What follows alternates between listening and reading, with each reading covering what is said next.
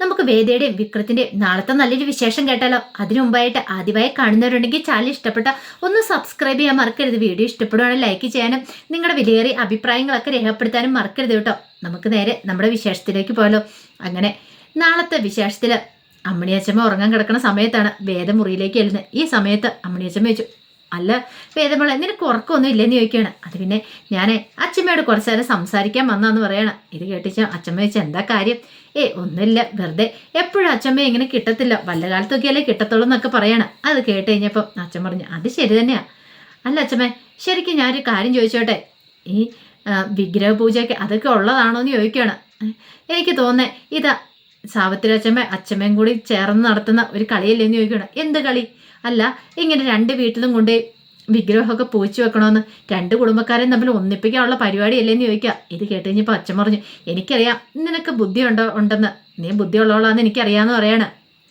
അതെ, ഞാൻ നിന്റെ അച്ഛമ്മയോട് കാര്യങ്ങളൊക്കെ വിളിച്ചു പറഞ്ഞിട്ടുണ്ടായിരുന്നു. രണ്ട് കുടുംബങ്ങളും തമ്മിൽ ഇപ്പം അത്ര സ്വരച്ചേർച്ചയിലൊന്നും അല്ലല്ലോ, അതൊക്കെ മാറണം. രണ്ട് കുടുംബങ്ങളും തമ്മിൽ ഒന്നാവണം, എങ്കിൽ മാത്രം നീയും വിക്രം തമ്മിൽ നല്ലൊരു ജീവിതം ഉണ്ടാകത്തുള്ളൂ എന്ന് പറയണം. അത് കേട്ട് ഞാൻ വേദ പറഞ്ഞു, എന്നെയും വിക്രത്തിനെ ഉണ്ടാക്കാൻ വേണ്ടിയിട്ട് അച്ഛമ്മ കുറെ കഠിന പ്രയത്നം നടത്തുന്നുണ്ടല്ലേ എന്ന് ചോദിക്കുക. പിന്നല്ലാതെ എൻ്റെ കൊച്ചുമോന് നല്ലൊരു ജീവിതം കിട്ടാൻ വേണ്ടിയില്ല ഞാൻ ആഗ്രഹിക്കുന്നത്.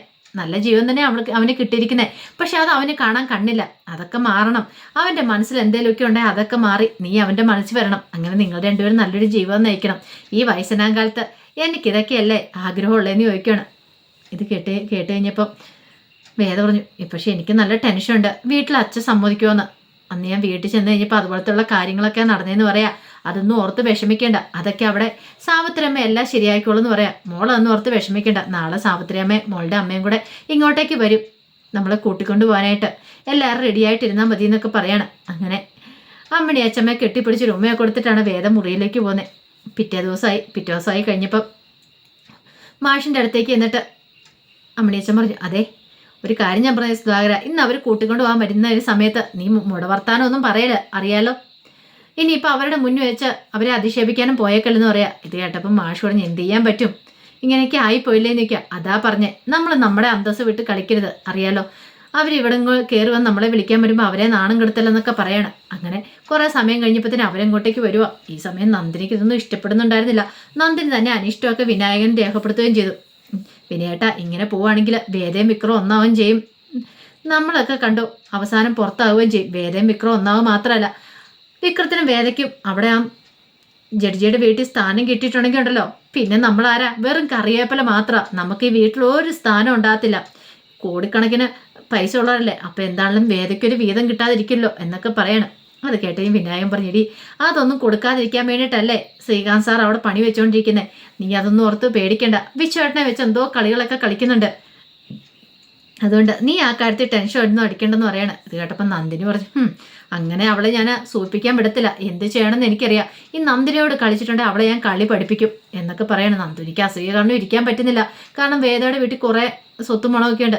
അതെല്ലാം കൂടെ വേദയ്ക്ക് കിട്ടിയിട്ടുണ്ടെങ്കിൽ പിന്നെ തനിക്ക് ഇവിടെ ഒരു സ്ഥാനമില്ല. അതൊക്കെയാണ് നന്ദിനിയുടെ ചിന്ത.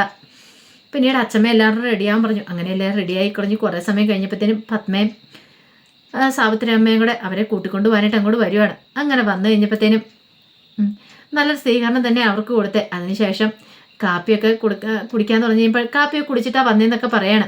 എത്രയും പെട്ടെന്ന് തന്നെ പോകണമെന്ന് സാവിത്രി അമ്മ പറയാണ്. അങ്ങനെ എന്ത് ചെയ്യണം, പൂജാമുറി പോയി വിക്രം വേദം വീണ്ടും വിളക്ക് വെച്ചു. അങ്ങനെ എല്ലാവരും പ്രാർത്ഥിച്ചു. ആ വിഗ്രഹം അവിടെ നിന്ന് എടുക്കണമല്ലോ, പൂച്ച വിഗ്രഹം, സീതയുടെ രാമൻ്റെ വിഗ്രഹം. അങ്ങനെ അതൊക്കെ വേദയോട് എടുക്കാൻ പറഞ്ഞു. അങ്ങനെ വേദ അതൊക്കെ എടുത്തു വെച്ചു. പിന്നീട് സാവിത്രിയും പറഞ്ഞു, അതെ നിങ്ങളെല്ലാവരും വരണമെന്ന് പറയാണ്. ആദ്യം തീരുമാനിച്ചിരുന്ന അച്ഛമ്മയും മാഷും കമലയൊക്കെയായിരുന്നു. പക്ഷേങ്കിൽ നന്ദിനിയോടും എല്ലാവരോടും കൂടെ വരാൻ പറഞ്ഞു. നിങ്ങളെല്ലാവരും കൂടെ വന്നാൽ മാത്രമേ ശരിയാകത്തുള്ളൂ എന്ന് പറയണം. അങ്ങനെ എല്ലാവരെയും കൂട്ടുവാണ്. ഈ സമയം നന്ദിനിക്കാണെങ്കിൽ അങ്ങ് ദേഷ്യ സങ്കടം അടക്കാൻ പറ്റുന്നുണ്ടായിരുന്നില്ല. എന്നാലും കുഴപ്പമില്ല, അവിടെ ചെല്ലുമ്പോൾ എന്തെങ്കിലും ഒരു പണി കൊടുക്കുക എന്നൊരു ചിന്തയായിരുന്നു നന്ദിനിയുടെ മനസ്സിലുണ്ടായിരുന്നേ. അങ്ങനെ അവരെല്ലാവരും കൂട്ടി അങ്ങോട്ടേക്ക് പോവാം. ഈ സമയത്ത് ആകെപ്പാടെ അസ്വസ്ഥനായിട്ട് ശങ്കരനാരായണൻ ഇരിക്കുകയാണ്. ശങ്കരനാരായണൻ എന്ത് ചെയ്യുന്നത് ചെയ്യണമെന്ന് പോലും അറിയത്തില്ല. അങ്ങനെ അവരുടെ വീടിൻ്റെ അവിടെ എല്ലാവരും ചെന്ന് നിൽക്കുകയാണ്. അപ്പോൾ അകത്തേക്ക് സ്വീകരിച്ച് കൊണ്ടുപോകണമല്ലോ, അപ്പോൾ അതിന് വേണ്ടി നിൽക്കുകയാണ്. ഈ സമയത്ത് പത്മയും സാവിത്രിയമ്മയും കൂടെ അകത്തേക്ക് കയറിപ്പോയി. ചെന്ന് കഴിഞ്ഞപ്പോഴത്തേനും ശങ്കരനാരായണൻ അവിടെ ഇരിക്കുന്നുണ്ട്. ശങ്കരനാരായണനെ വിളിച്ചിട്ട് പത്മ പറഞ്ഞു, ഇത് ശങ്കരേട്ട എഴുന്നേറ്റ് പാ, ഇത് അവരൊക്കെ വന്നിട്ടുണ്ട്, അവരകത്തേക്ക് സ്വീകരിക്കേണ്ടതെന്ന് ചോദിക്കുകയാണ്. അത് കേട്ട് കഴിഞ്ഞപ്പോൾ ശങ്കരനാരായണൻ പറഞ്ഞു, ഞാനില്ലാന്ന് പറയണം. സാവിത്രിയമ്മ ചോദിച്ചു, അതെന്ത് വർത്താനം ശങ്കരൻ നീ പറയണേ? അവരെ വീട്ടിൽ വിളിച്ച് അപമാനിക്കുവാണോ നമ്മൾ? അവരെല്ലാം പുറത്ത് വന്ന് നിൽക്കുന്ന കണ്ടില്ലേ? വീട്ടിലേക്ക് കയറി വന്നു കഴിയുമ്പോൾ ഇങ്ങനെയാണോ ചെയ്യണ്ടേ? ഒന്നുമില്ലെങ്കിൽ നീ ഒരു ജില്ലാ ജഡ്ജിയല്ലേ, നിനക്കെന്താ ഒട്ടും കാര്യങ്ങളൊന്നും അറിയത്തില്ലേ? സാമാന്യ ബോധമൊന്നും പറഞ്ഞൊന്നും ഇല്ലേന്നൊക്കെ വെച്ചുകൊണ്ട് ചീത്ത പറയണം. നമ്മുടെ മോളുടെ കുടുംബമാണത്, അറിയാലോ. ഇനിയിപ്പം നീ എന്തെങ്കിലും ഇങ്ങനെ കാണിച്ചിട്ട് നമ്മുടെ മോൾക്കാ നാണക്കേട്. അവൾ ചിലപ്പോൾ അച്ഛനെക്കുറിച്ച് നല്ല കാര്യങ്ങളൊക്കെ ആയിരിക്കും അവിടെ പറഞ്ഞു വെച്ചിരിക്കുന്നത്. ഈ സമയത്ത് ശ്രീകാന്ത് വന്നിട്ട് പറഞ്ഞു, അല്ല അച്ഛമ്മയ്ക്കും അമ്മയ്ക്കും ഇത് എന്തിൻ്റെ കേടാ? ഇതിൻ്റെ വല്ല ആവശ്യമുണ്ടോ? അവരെയും കൂടെ വീട്ടിലേക്ക് വിളിച്ച് കയറ്റി സദ്യ കൊടുക്കേണ്ട കാര്യമുണ്ടോ എന്ന് ചോദിക്കുക. ഇത് കേട്ടപ്പോൾ പത്മ പറഞ്ഞു, നീ ഒരക്ഷരം മിണ്ടിപ്പോലും ശ്രീകാന്തേ, ഇത് ഞങ്ങൾ മുതിർന്നവർ കൈകാര്യം ചെയ്തോളാം, നീ അവിടെ മിണ്ടാതിരുന്നാൽ മതി എന്ന് പറയാണ്. അത് കേട്ടപ്പോൾ സാവിത്രി പറഞ്ഞു, അത് ശരിയായിട്ടുള്ള കാര്യമാണ്. നീ ഇതിനകത്ത് ഇടങ്കോലിടാൻ വരണ്ട, പറഞ്ഞു കേട്ടല്ലോ. നിന്നോട് ചില കാര്യങ്ങളൊക്കെ അങ്ങോട്ട് പറയും, അതൊക്കെ നീ അങ്ങോട്ട് അനുസരിച്ചാൽ മതി എന്ന് പറയണം. ഈ സമയത്ത് മാഷും എല്ലാം പുറത്തു നിൽക്കുകയാണ്. മാഷു പറഞ്ഞു, അമ്മയല്ലേ പറഞ്ഞേ ഇങ്ങോട്ട് വരുമ്പോൾ വലിയ സ്വീകരണമായിരിക്കുമെന്ന്. പുറത്ത് നിർത്തി അപമാനിക്കാനായിരുന്നെങ്കിൽ അവർക്കത് നേരത്തെ പറഞ്ഞാൽ പോരായിരുന്നോ? നമുക്ക് ഇങ്ങോട്ടേക്ക് വരേണ്ട കാര്യമൊന്നും ഇല്ലായിരുന്നല്ലോ എന്ന് പറയണം. ഇത് കേട്ട് കഴിഞ്ഞപ്പോൾ അമ്മണിയച്ഛൻ പറഞ്ഞു, നീ ഒന്ന് സമാധാനിക്കടാ സുധാകര, അവരകത്ത് പോയിട്ട് വരട്ടെ എന്നൊക്കെ പറയണേ. എന്നാലും ഇത് എത്ര സമയമായി എന്ന് നന്ദിനി പറയണം. ഇത് മിക്കവാറും എല്ലാവരും നാണം കെടുത്താനായിട്ട് വിളിച്ചു വരുത്തിയതാ, ഇവളുടെ വീട്ടുകാരല്ലേ. ഇപ്പൊ തന്നെ അവർ മിക്കവാറും വന്ന് കഥ കടിച്ചിട്ട് പോകും എന്നൊക്കെ പറഞ്ഞ് വേദയെ കുറ്റപ്പെടുത്തുവാണ്. വേദയ്ക്കാണെങ്കിൽ നല്ല ടെൻഷനുണ്ട്, കാരണം അച്ഛൻ എങ്ങനെ പ്രതികരിക്കുമെന്ന് അറിയത്തില്ല. ആ ഒരു ടെൻഷനായിരുന്നു. ആ സമയത്ത് അകത്ത് സാവിത്രിയമ്മ ശങ്കരനാരായണോട് പറഞ്ഞു, നീ വരുന്നുണ്ടോ ഇല്ലയോ? നീ വന്നില്ലെങ്കിൽ പിന്നെ ഉണ്ടല്ലോ ഞാനാ ശരിക്കും ഇവിടെ നാണം കിടാൻ പോകുന്നത്. പിന്നെ എനിക്കോ അല്ലെങ്കിൽ ഈ നിൽക്കുന്ന എൻ്റെ ഭാര്യയ്ക്കോ ഒരു വില ഉണ്ടാകത്തില്ല. ഞങ്ങൾ അവരെ അവിടെ നിന്ന് പോയി ഇങ്ങോട്ട് കൂട്ടിക്കൊണ്ട് വന്ന എന്നൊക്കെ പറയണം. അവസാനം ശങ്കരനാരായണന് അവരോടൊപ്പം പുറത്തേക്ക് വരാമെന്ന് പറയണം. പിന്നീട് സാവിത്രി അമ്മ എന്നിട്ട് പത്മയോട് പറഞ്ഞു, പത്മ നീ വിളക്കൊക്കെ എടുക്കുക, ഞാൻ ആരതിയൊക്കെ എടുക്കാമെന്ന് പറയണം. അങ്ങനെ ആരതിയും വിളക്കൊക്കെ എടുത്തു. അതിന് ശേഷം ശ്രീകാന്തിനോട് പറഞ്ഞു, പോയി കിണ്ടിയും വെള്ളം എടുത്തുകൊണ്ട് വരാൻ പറയണം. ഞാനോ? അതെന്തിനാ? എടുത്തുകൊണ്ട് വരാൻ പറഞ്ഞാൽ എടുത്തുകൊണ്ട് വന്നാൽ മതി എന്ന് സാവിത്രി അമ്മ പറയാം. എടുക്കാതിരിക്കാൻ പറ്റുമല്ലോ. അങ്ങനെ ദീപ്തി എല്ലാവരും കൂടെ പുറത്തേക്ക് വരുവാണ്. കൂടെ ശങ്കരനാരായണൻ വന്നു. അങ്ങനെ അവരെല്ലാവരും കൂടെ വന്ന് ആനയിക്കേണ്ട സമയത്ത് ആദ്യം ചെയ്ത് ശ്രീകാന്തിനോട് സാവിത്രിയും പറഞ്ഞു, അവൻ്റെ കാല് കഴുകാൻ പറയണം വിക്രത്തിൻ്റെ. ഒരിക്കലും പ്രതീക്ഷ കാര്യമായിരുന്നില്ല ശ്രീകാന്ത്, കഴുകാതിരിക്കാൻ പറ്റില്ലോ. അങ്ങനെ കാല് കഴുകുവാണ്. വിക്രം നല്ല അന്തസ്സോട് വിട്ട് കാലങ്ങൾ കയറ്റി വെച്ച് കൊടുത്തു. അങ്ങനെ കഴുകട്ടെ എന്നൊരു തീരുമാനത്തോട് കൂടിയിട്ട് ഇവനെ കൊണ്ട് തൻ്റെ കാല് കഴുകിക്കണം. ഇത് ഒരിക്കലും വിചാരിച്ച കാര്യമല്ല. ഒരു അപൂർവ നിമിഷമാണ് വന്നിരിക്കുന്നത്. എന്താണല്ലോ അച്ചമ്മ ചെയ്തതിൽ വെച്ചാൽ ഏറ്റവും നല്ല കാര്യമെന്നുള്ള കാര്യം വിക്രത്തിന് മനസ്സിലായി. അങ്ങനെ കാല് കഴിയുന്ന സമയത്ത് വിക്രത്തെ രൂക്ഷമായിട്ട് ശ്രീകാന്ത് നോക്കുകയാണ്. വിക്രം മൈൻഡ് ചെയ്തില്ല. ഒരു ചെറു പുഞ്ചിരിയോടുകൂടി ഇങ്ങനെ നിൽക്കുകയാണ്.